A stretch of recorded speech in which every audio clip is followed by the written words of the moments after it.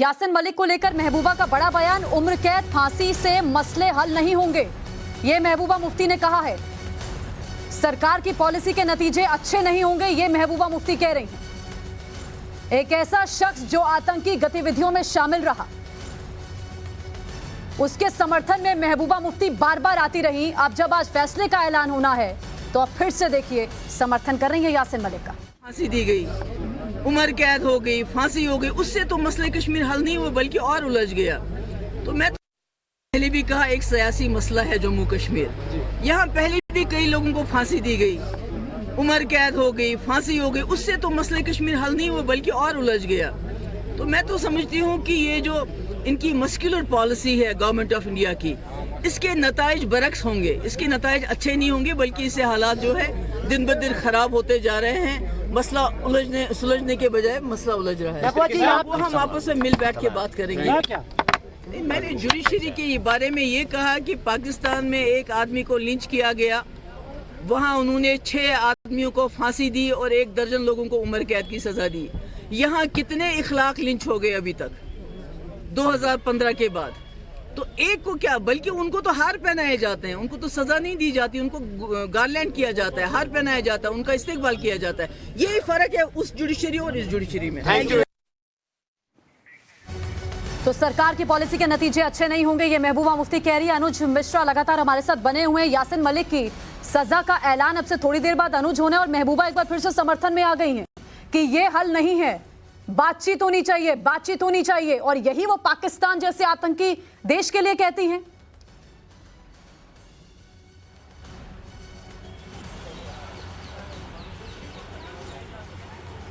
जी बिल्कुल, इस फैसले के बाद निश्चित तौर पर हमने देखा था कि किस तरीके से जब दोषी ठहराया गया था उसके बाद भी कई तरीके की राजनीतिक बयानबाजी जो है वो शुरू हो गई थी। अब जब फैसला आना है उसके बाद आप देख सकती हैं कि किस तरीके से राजनीतिक बयानबाजी जो है वो शुरू हो चुकी है। जाहिर तौर पर हमने देखा था कि किस तरीके से कुछ लोग जो हैं, कुछ हिमायती जो हैं, वो यासिन मलिक के ज़रूर सामने आए थे, लेकिन कोर्ट ने जिस तरीके से साफ कर दिया कि कोर्ट ने साफ तौर पे ये कहा था, जब उसको दोषी ठहराया गया था उस समय कोर्ट ने कहा था कि आज़ादी की लड़ाई के नाम पर यासिन मलिक ने किस तरीके से न सिर्फ देश बल्कि दुनिया भर में एक बड़ा नेटवर्क बनाया और उस नेटवर्क का इस्तेमाल टेरर फंडिंग के लिए किया गया। तो अपने आप में एक बड़ी बात जो है वो कोर्ट की तरफ से कही गई थी। और अब हम जब देख रहे हैं कि फैसला आने वाला है, उसको लेकर राजनीति जो है वो पूरी तरीके से शुरू हो चुकी है। निश्चित तौर पर अभी कई और राजनीतिक बयानबाजी हमें देखने को मिल सकती है। वहीं दूसरी तरफ पाकिस्तान के पेट में भी दर्द होना लाजमी है, क्योंकि हमने जब देखा था कि जब उसे दोषी ठहराया गया था उसके बाद से किस तरीके से पाकिस्तान से तमाम तरीके की बयानबाजी जो है वो सामने आई थी। तो अब जब फैसला आना है उसके बाद आप देख सकती हैं कि किस तरीके से राजनीति शुरू हो चुकी है। वहीं दूसरी तरफ हम तस्वीरें एक बार फिर से आपको दिखाना चाहेंगे, कोर्ट परिसर की तस्वीरें हम दिखाना चाहेंगे कि हलचल जो है वो धीरे धीरे तेज होनी शुरू हो चुकी है, क्योंकि थोड़ी देर का वक्त और है, थोड़ी देर के बाद ही यासिन मलिक पर फैसला आएगा। यासिन मलिक को क्या सज़ा होती है, क्या फांसी की सज़ा होती है या उम्र कैद की सज़ा होती है, ये थोड़ी देर में ही साफ हो जाएगा।